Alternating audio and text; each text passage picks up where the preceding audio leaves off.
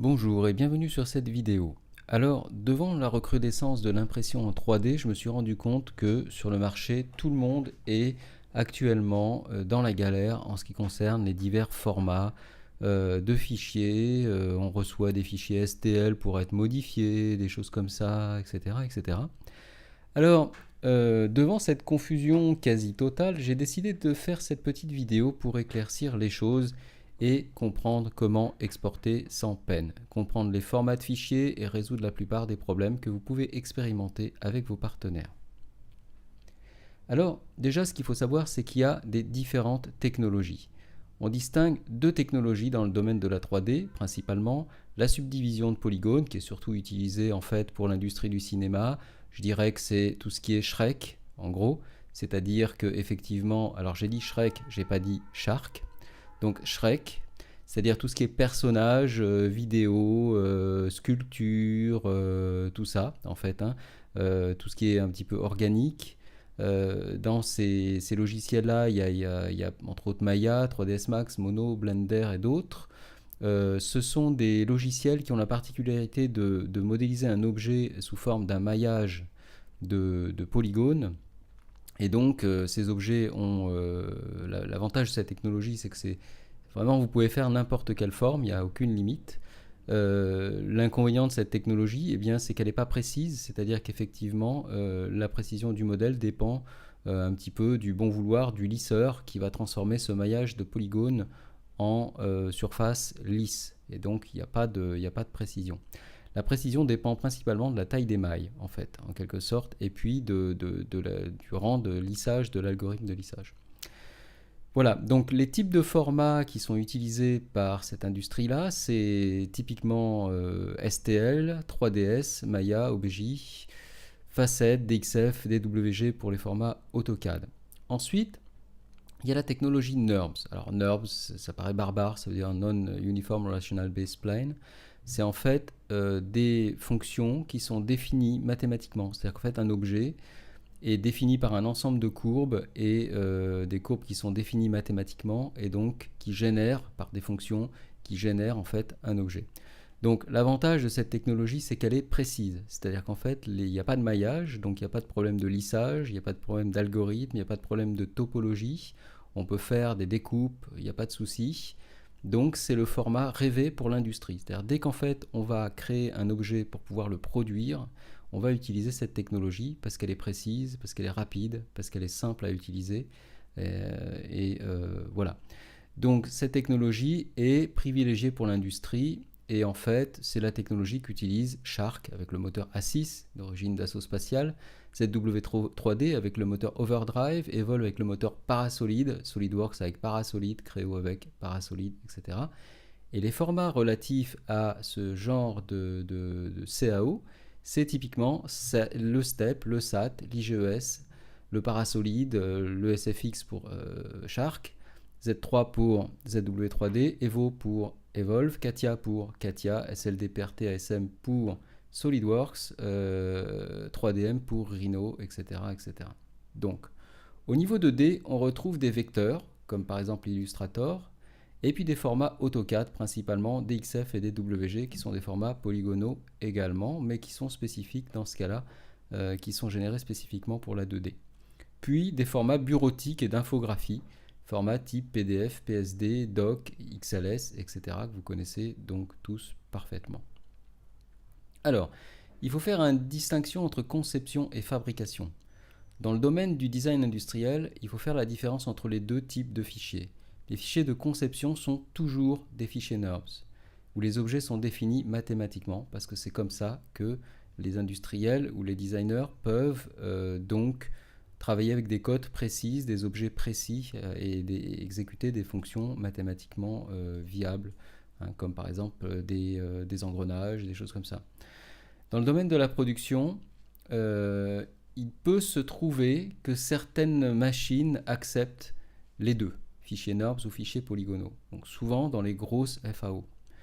En règle générale, pour ce qui est des petits logiciels d'usinage, ils vont plus travailler à partir de modèles polygonaux et donc il y aura une conversion à faire.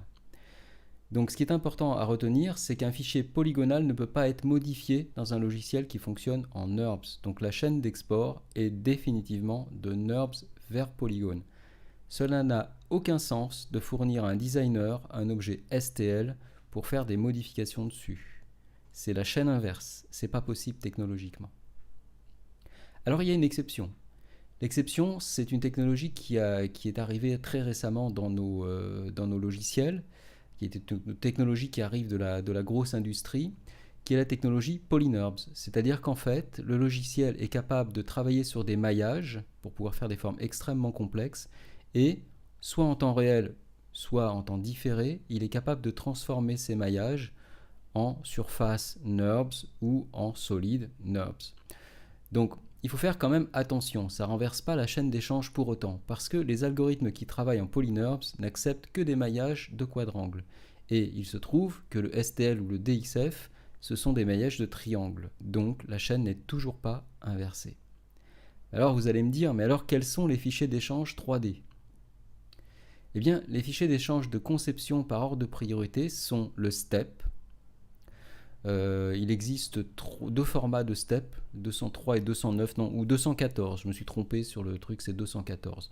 Le 203 est un bon format, c'est celui que lit Shark, donc si vous avez un logiciel type ZW3D ou que vous voulez exporter dans Shark sous forme de STEP, utilisez la 203, parce que Shark lit la 203. Ensuite, vous avez le format SAT. Alors, bien entendu, pourquoi STEP en priorité ? Parce que il n'existe que deux formats, donc c'est difficile de ne pas être compatible. Après SAT, il existe 23 formats de SAT, c'est le format natif du moteur A6 de Dassault Spatial, donc utilisé dans Shark entre autres. Donc il existe 23 versions, peut-être même plus, peut-être même 24, donc c'est quand même vachement plus difficile de se débrouiller avec du SAT qu'avec du STEP. Il y a des CAO très haut de gamme qui ne lisent pas le SAT, comme par exemple Katia. Katia ne lise pas le SAT, le SAT, c'est une option. Et donc, si le client n'a pas l'option SAT, il n'ira pas au SAT. Les options coûtent très cher dans ce genre de logiciel. Voilà, donc si vous choisissez un SAT R14 ou un SAT R8, en gros, vous allez parler avec tout le monde.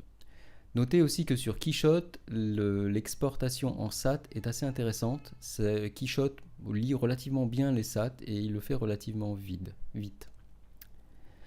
Ensuite, il y a l'IGES. Alors l'IGES, il y a au moins 53 versions. Donc bon, tout le monde peut lire le générique, mais attention, les IGES sont des formats surfaciques qui ne sont pas toujours cousus, qui sont en règle générale en pouces, donc il faut bien indiquer l'unité et c'est commence à devenir un petit peu technique d'exporter en IGES. Ensuite, vous avez les formats propriétaires pour ceux qui ont des convertisseurs performants comme les formats SolidWorks, Katia ou Parasolid. Donc, ce sont des formats de grosses CAO donc qui sont très connus, ce ne sont pas vraiment des fichiers d'échange parce qu'attention, un objet exporté, quel que soit le format, perd toujours son arbre de construction et ses contraintes d'assemblage. Donc si vous travaillez par exemple sur SolidWorks et que vous envoyez un fichier dans Shark, vous allez perdre tous les contraintes d'assemblage. Et vous allez perdre tous les arbres de construction également. De la même façon, de Shark sur SolidWorks, pareil, vous allez perdre la construction. Donc la meilleure façon de travailler, c'est encore bien entendu d'utiliser les mêmes logiciels. Mais si on en est à exporter vers un autre logiciel, il faut savoir que l'autre logiciel aura des difficultés à modifier, ça ne sera pas impossible suivant la puissance du logiciel, mais il aura des difficultés à modifier parce qu'il n'aura pas accès à votre arbre de construction. Alors, quels sont les fichiers d'échange fabrication de l'application NURBS vers déjà, c'est le STL. STL, c'est pour l'impression 3D, la stéréolithographie, etc. Alors, au niveau des DXF, il est possible de générer des DXF 3D et des DXF 2D. Donc, les DXF 3D vont pouvoir adresser souvent l'impression 3D, le fraisage, et les fichiers plutôt DXF 2D vont plutôt adresser la découpe laser. Également pour les fichiers DWG.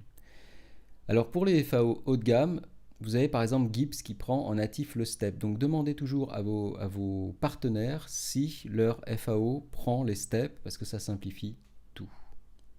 Mais alors, vous allez me dire comment exporter proprement. Eh bien, c'est ce que je vais vous montrer en prenant un exemple dans Shark. Donc là, j'ai fait un petit objet que vous voyez ici. Et donc, la première chose que je vous ai dit, c'est que de toute façon, lorsqu'on exporte, on va perdre l'arbre de construction.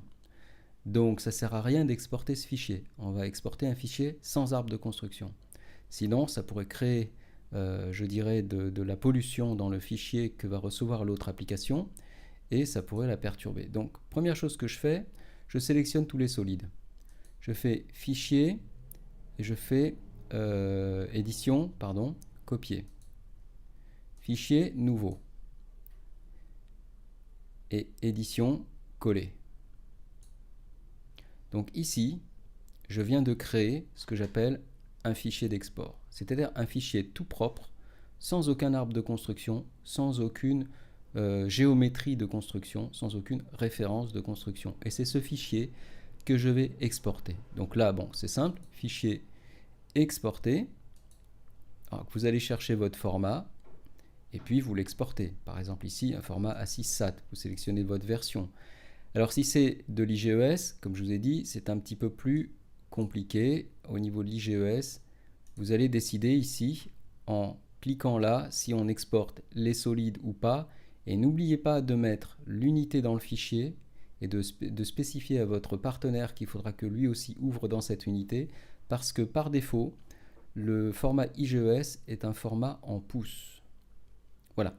Alors, après, quand on veut exporter vers de la stéréolithographie ou de l'impression 3D. C'est très à la mode en ce moment. Vous choisissez donc STL. Et là, il va se passer quelque chose. Quand vous allez cliquer sur OK, donc vous allez choisir un nom d'un fichier, donc mon fichier, voilà, enregistré. Et donc là, vous allez arriver à cette fenêtre-là. C'est dans cette fenêtre-là que vous allez décider de la finesse de votre STL. C'est-à-dire de la taille des maillages. Vous vous rappelez, je vous ai dit dans la présentation que la précision d'un fichier maillé dépend de la dimension des mailles. Et donc c'est ici qu'on va régler la dimension des mailles. Donc en fonction de votre niveau de précision que vous voulez obtenir, par exemple ici on voit que la sphère est donc pas très lisse parce qu'elle est limitée par la taille des mailles, vous allez devoir retoucher ce paramètre, la déviation normale. Vous le baissez un tout petit peu, vous faites mise à jour, et vous attendez, boum. Vous voyez, donc là, on est passé à 365 000 facettes, et cette fois-ci, on a quelque chose de beaucoup plus lisse. N'oubliez pas, si vous envoyez vers du STL, de cliquer facette STL, parce qu'en fait, Shark est capable de faire des tas de topologies différentes, même des facettes adaptatives. Et bien évident que pour l'impression 3D, il faut des facettes STL. Donc, et puis quand vous avez fait ça, vous faites OK.